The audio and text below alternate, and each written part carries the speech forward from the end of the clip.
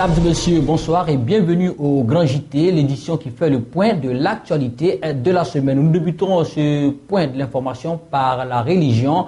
La mission de l'évangile du plein salut dirigée par l'évangéliste Kakou Jonas a organisé un programme de prière autour du thème « Bâtissons notre nation dans la crainte de Dieu » le samedi 13 juin dernier. C'était donc à Abidjan. Samedi 13 juin 2015, Abidjan, capitale économique de la Côte d'Ivoire.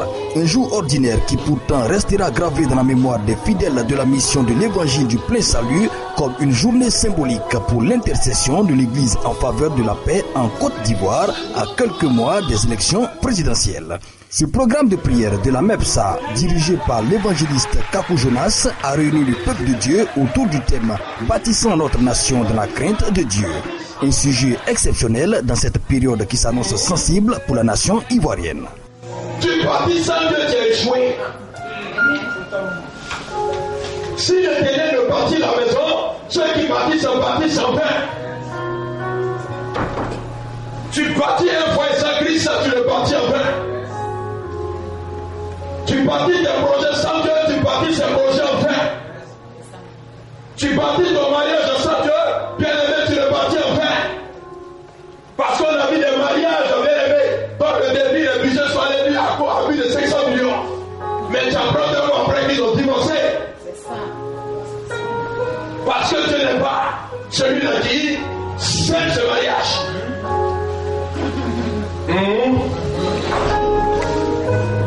Tu peux bâtir une grande maison, mais si tu n'as pas le sommeil qui vient de Dieu, tu ne pourras jamais dormir.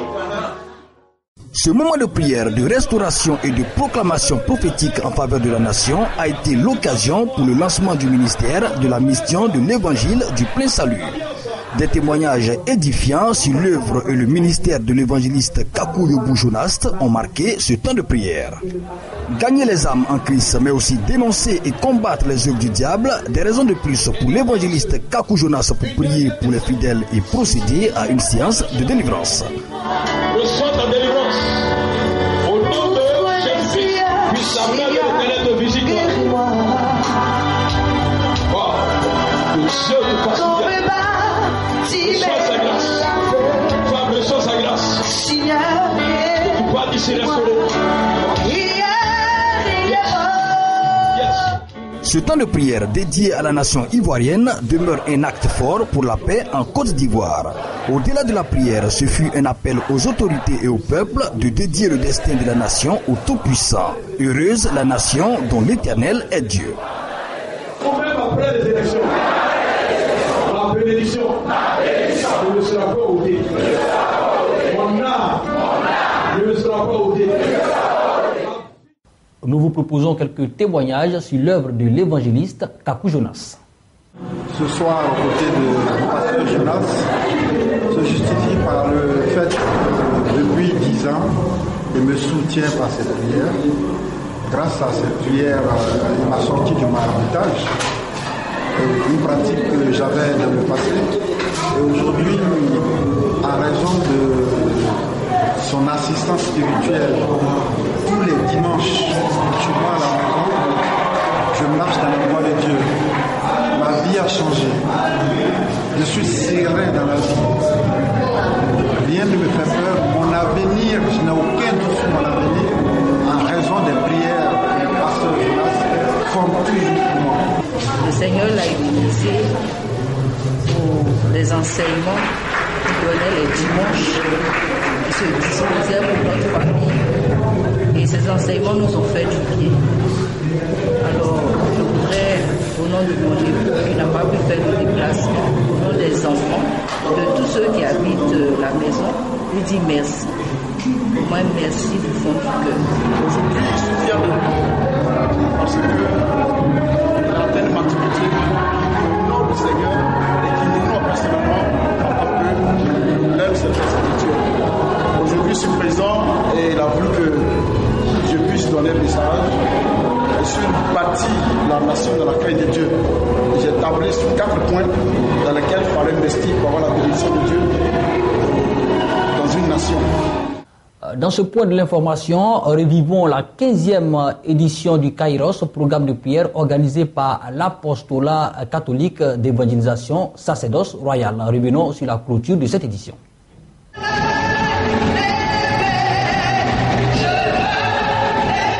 Clôture de la 15e édition du Kairos qui s'est tenue à la paroisse Saint-Ambroise du Jubilé dans la commune de Cocody-Hongrie. Cette grande rencontre d'évangélisation chrétienne, organisée sur 2 jours du 13 au 14 juin par l'apostolat catholique d'évangélisation Sacerdoce Royal, a atteint son but. Plusieurs milliers de fidèles ont bravé la pluie pour rencontrer Dieu. Elle a aussi été marquée par la qualité des orateurs qui ont donné encore un cachet spécial à cette évangélisation. 3 orateurs pour ce jour sont intervenus.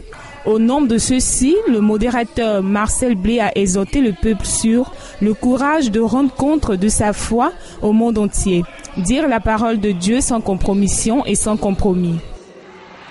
Des témoignages édifiants sur l'œuvre de Dieu et un ton vibrant marqué par des pas de danse, chants de louange à notre Seigneur.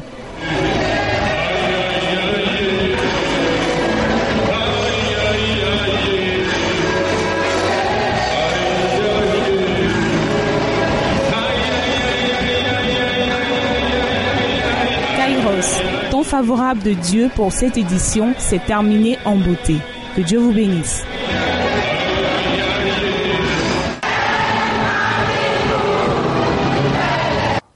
Toujours en religion, nous revenons dans cette édition sur la célébration de la fête de la Pentecôte tenue le mois dernier au ministère prophétique de délivrance et d'évangélisation cité à Yopougon dans la ville d'Abidjan.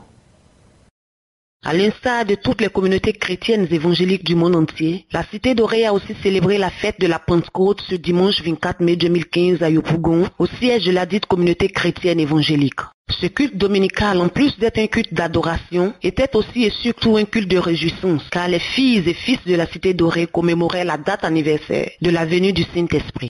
Sur recommandation du Saint-Esprit, tous les fidèles étaient vêtus de blanc, en vue d'honorer la personne du Saint-Esprit, celui qui conduit ce ministère prophétique de délivrance et d'évangélisation. Les chantres de la cité dorée ont conduit un temps de louange en union d'esprit avec l'assemblée qui a esquissé des pas de danse pour célébrer la 3e personne de la Trinité divine. La prophétesse Chris Kwaku, présidente fondatrice de la cité dorée, s'est aussi réjouie en esquissant des pas de danse en l'honneur de son ami, le Saint-Esprit. L'effusion du Saint-Esprit était manifeste, comme en témoigne le mouvement de l'Esprit pendant la louange. Poussée par l'Esprit de Dieu, la prophétesse Chris Kwaku a dansé avec certains pasteurs.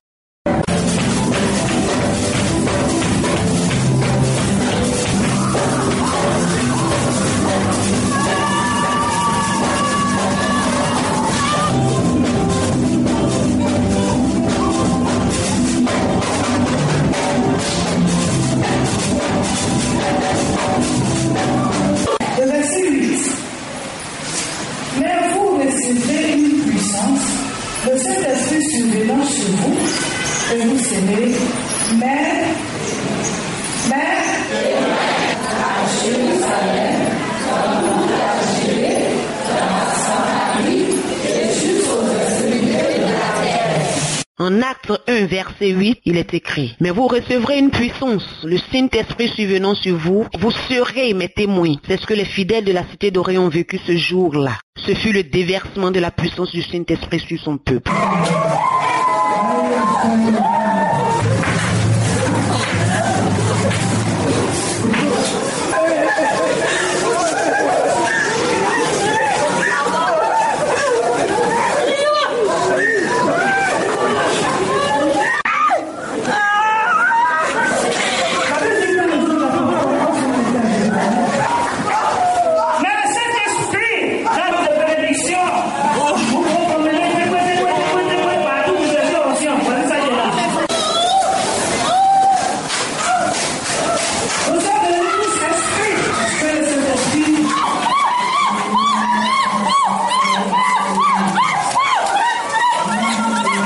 Au total, la fête de la Pentecôte à la cité d'Orée a été un moment de réjouissance, un moment de la manifestation de l'onction débordante sur le peuple de Dieu, et les fidèles sont repartis chez eux transfigurés.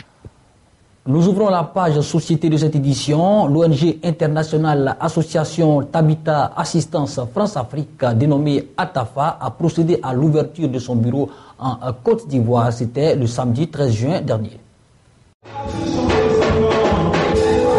Aimer, c'est donner de l'espoir, une valeur partagée par l'organisation non gouvernementale Association Tabita Assistance France-Afrique, en abrégé ATAFA. Dans l'optique d'étendre ses activités et actions, cette ONG internationale qui œuvre dans le social a procédé à l'ouverture de son bureau en Côte d'Ivoire à Abidjan le samedi 13 juin dernier. Une occasion toute trouvée pour le premier responsable de cette structure, le pasteur Thierry Marcelin, de préciser les actions que compte mener l'ONG ATAFA. Alors ATAFA est une structure chrétienne. Voudrait donc par l'évangile gagner ses enfants et les former pour les insérer dans la société ivoirienne. Cette mission à caractère social constitue un challenge pour l'ONG qui entend mener à bien ses activités. Le fait marquant de cette cérémonie a été la remise des dons de l'ONG ATAFA. Des dons essentiellement faits aux veuves, aux jeunes mères et aux...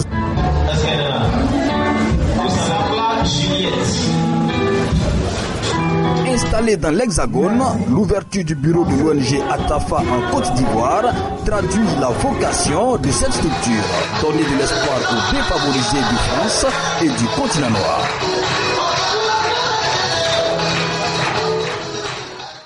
Toujours en société, l'annuaire 2015 du compendium des compétences féminines de la République de Côte d'Ivoire a été présenté récemment au Premier ministre ivoirien Daniel Kablan-Duncan. C'était à Abidjan. Elles sont plus de 4000 femmes réparties dans 101 domaines de compétences et 322 entreprises et structures ivoiriennes qui figurent dans l'annuaire 2015 du compendium des compétences féminines de Côte d'Ivoire. En 2012, lorsque la présidente de la République ivoirienne lançait ce projet, elle était loin de susciter un réel intérêt auprès de la gente féminine. 3 ans après, les résultats sont mesurables et quantifiables. Cet annuaire est une initiative ivoirienne originale s'inscrivant dans le cadre de la réponse d'une réponse efficace et durable à la problématique de la représentativité des femmes dans les instances de décision qui perdurent depuis l'accès à l'indépendance en 1960. C'est aussi un outil de promotion du développement inclusif avec la mise à disposition d'informations pertinentes sur les compétences féminines au haut niveau. La Constitution ivoirienne consacre le principe de l'égalité entre les femmes et les hommes. Amener les institutions publiques et privées vers l'application d'un quota d'au moins 30% de la participation des femmes ivoiriennes à la gestion des affaires publiques et politiques, telle est la volonté de ces femmes. Les autorités ivoiriennes et les bailleurs de fonds n'ont pas mis du temps pour épouser ce projet car ils sont unanimement convaincus que ce que femme veut, Dieu ne peut vraiment s'y soustraire. La ville d'Abidjan recevra les Jeux de la francophonie du 21 au 30 juillet prochain. Le lancement officiel de ces Jeux s'est tenu à l'hôtel du district d'Abidjan en présence de plusieurs personnalités. L'édition 2013 des Jeux de la francophonie, abritée par la ville de Nice en France, avait accueilli 504 délégations participantes avec 3000 jeunes sportifs, artistes et accompagnateurs. Selon le comité national de ces Jeux qui vont se dérouler exactement du 21 au 30 juillet 2017, 80 pays et 4000 jeunes sont attendus. Le comité international est à sa 9e mission et cette mission vise à valider ces préplans de sorte qu'on puisse boucler cette phase de planification pour commencer à être véritablement opérationnel. Et l'un des premiers éléments d'opérationnalité, c'est déjà les études pour le démarrage des travaux de rénovation des infrastructures. Et la seconde phase, c'est de faire en sorte que la population puisse s'approprier les Jeux. La Côte d'Ivoire veut faire de l'organisation des Jeux de la francophonie un projet structurant de développement qui impacterait tous les secteurs de la vie économique et sociale. La ville d'Abidjan, qui accueillera ses 8e Jeux de la francophonie, compte 10 communes. Unanimement, les élus communaux ont salué la tenue de l'événement, facteur de solidarité et de cohésion nationale. Que tout le monde attend que ces Jeux soit un jeu modèle pour tous ceux qui vont nous suivre. Et même ceux qui ont déjà passé, qui ont réalisé ces jeux, sachent que la Côte d'Ivoire était vraiment un pays qui a organisé le meilleur jeu. Les Jeux de la francophonie représentent le plus grand événement sportif et culturel de la francophonie dédié à la jeunesse. Ils sont une occasion unique pour la jeunesse francophone de se rencontrer, rivaliser et échanger dans un esprit de fête et de saine émulation dans le cadre de la promotion de la diversité culturelle et de la langue française. Avec plus de 250 millions de téléspectateurs enregistrés lors de la précédente édition, les Jeux de 2017 s'orientent vers une couverture médiatique mondiale encore plus importante. Les femmes réunies au sein de l'association des femmes de Modeste, village situé sur l'axe côtier Abidjan-Bassam, ont été célébrées le samedi 13 juin dernier. À cet effet, plusieurs personnalités civiles et traditionnelles ont témoigné leur soutien à ces braves femmes. Modeste, agglomération villageoise située sur l'axe côtier Abidjan-Bassam, a connu une ambiance festive le samedi 13 juin 2015. La gente féminine du village réunie au sein de l'association des femmes de Modeste, AFDM, a été honorée ce jour. Bisous à maman, une dénomination évocatrice du mérite de ces braves femmes célébrée par la communauté villageoise. Alors nous avons organisé la fête des mères dénommée Bisous pour une maman pour d'abord redynamiser notre amicale et ensuite pour prendre part au processus de réconciliation prôné par notre président Alassane Ouattara. Alors les objectifs assignés à cette cérémonie sont d'abord de présenter l'amicale des femmes de Modeste à la population de Grand Bassam et d'ailleurs, également présenter nos projets et solliciter par la même occasion le financement pour permettre de mettre en place nos activités, pour permettre également d'améliorer les conditions de vie de la femme. Plusieurs personnalités civiles et traditionnelles ont effectué le déplacement pour témoigner leur soutien aux Amazones de Modeste. Pour le premier guide de cette communauté, le roi de Modeste, Nana Kone Awa Simon, cette fête de reconnaissance et de réjouissance rend non seulement hommage aux femmes, véritables forces vives du développement, mais elle traduit aussi le brassage des peuples de cette localité du département de Bassam. Peuple abouré, peuple vétibé, peuple musulman, on se marie entre nous. Donc, il n'y a pas de complexe d'infériorité, de supériorité entre nous. Au pays Akan, on ne se marie jamais avec son esclave. Si le peuple musulman se mariait entre Abouré et Tibet, ça veut dire que nous sommes des frères, nous sommes du même niveau, il n'y a pas d'infériorité, supériorité, complexe entre nous. Donc nous, c'est comme on retourne vers l'ancien temps, donc ça nous résume beaucoup. Parce qu'à Grand Bassam, on a besoin de ça. Ce moment de joie a été meublé par des jeux et des prestations artistiques, de véritables scènes d'ambiance folklorique. Autre fait marquant de cette activité, la remise de dons aux différentes participantes de l'association. Un geste qui symbolise la reconnaissance du don de soi de ces femmes et les encourage à continuer l'œuvre associative. J'appelle à toutes ces femmes qui sont encore restées parce qu'elles ont été frustrées de venir dans cette association. Le but c'est nous aider pour qu'on puisse aller de l'avant. Tout ce que s'est passé, on laisse derrière nous. Et c'est devant qui est important. Nous allons combattre pour que toutes ces femmes puissent être dans la joie. Quand la mère de l'humanité s'épanouit, c'est toute la société qui y gagne. Célébrer la femme, la mère de l'humanité, est une cause noble. Comment créer et gérer une entreprise, c'est le thème de la conférence co-organisée par l'association Entraide Suisse et l'ONG Vallée de Bénédiction Beraka du Bénin. Objectif, éradiquer la pauvreté et créer l'esprit d'entrepreneuriat au sein du corps de Christ en Afrique. Éradiquer la pauvreté et créer l'esprit d'entrepreneuriat au sein du corps du Christ en Afrique. C'est l'objectif que vise l'association Entraide Suisse en partenariat avec l'ONG Vallée de Bénédiction Beraka Bénin. Ceci à travers une conférence tenue à Cotonou au Bénin. Thème: comment créer et gérer une entreprise. Notre objectif, ce que nous voulons, c'est qu'il y ait de l'impact dans nos églises, qu'il y ait de l'impact. Et n'oublions pas que l'église est le sel et la lumière de la terre. Alors si l'église est le sel et la lumière de la terre, et que l'église est dans une situation précaire, alors là, Dieu n'est pas content. Nous avons commencé hier une formation sur 2 jours qui effectivement reprend les principes de la Bible sur le travail, qui nous parle également, cette formation, de l'attitude par rapport à un esprit d'entreprise, et qui ensuite nous amène dans des éléments assez pratiques et pragmatiques, nous amène à réfléchir finalement à la conception d'une entreprise. L'orateur principal, Patrick Heiniger, a éveillé la conscience des participants sur les différents principes de la Bible relatifs au travail.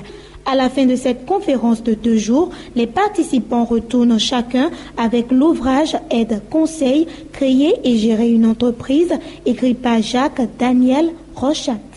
Notre président, le pasteur Jacques Daniel Rochat, après avoir parcouru l'Afrique centrale, précisément le Congo, RDC, depuis 2013 qu'il a foulé ses pieds en Afrique de l'Ouest, et particulièrement le Bénin et le Togo.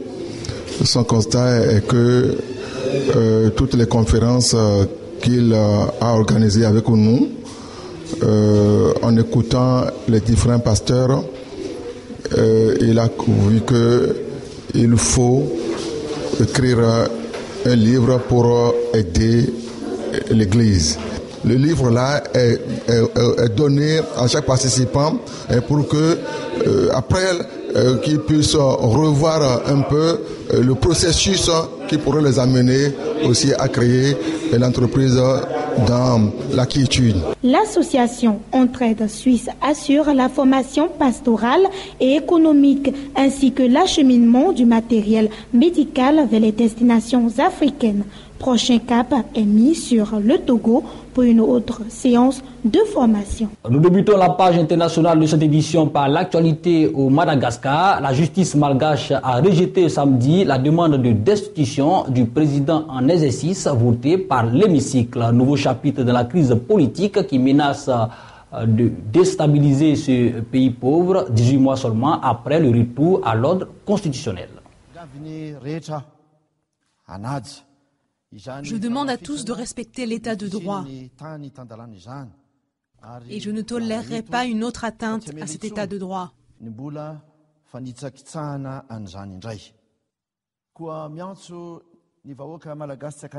Je lance un appel à tout le peuple sans exception, y compris ceux qui font partie de l'opposition, pour observer l'intérêt supérieur de la nation, se donner la main pour développer notre patrie à nous tous, dialoguer, collaborer, consolider la solidarité nationale. Hors du continent, l'avionneur canadien Bombardier a présenté récemment au Salon du Bourget ses prévisions pour le marché mondial des avions régionaux, stable par rapport à l'an dernier à 12 700 livraisons d'ici 2034. Nous pensons que nous avons le meilleur avion, le plus optimisé dans sa catégorie, aussi bien en termes de performance qu'en termes économiques. Donc nous pensons que les parts de marché disponibles sont tout à fait substantielles et nous allons travailler à les conquérir dans les prochaines années. Ce sont les plus gros coffres à bagages, les couloirs les plus larges, les sièges les plus grands que l'on puisse trouver sur le marché. C'est très excitant et je pense que nos clients vont vraiment apprécier. Dernière actualité de cette édition, au Yémen, alors qu'une délégation de rebelles yéménites doit participer à des consultations avec le gouvernement en exil sous l'égide de l'ONU pour tenter de trouver une issue au conflit, des milliers de Houthis ont manifesté dans la capitale contre l'agression de l'Arabie Saoudite et de ses alliés.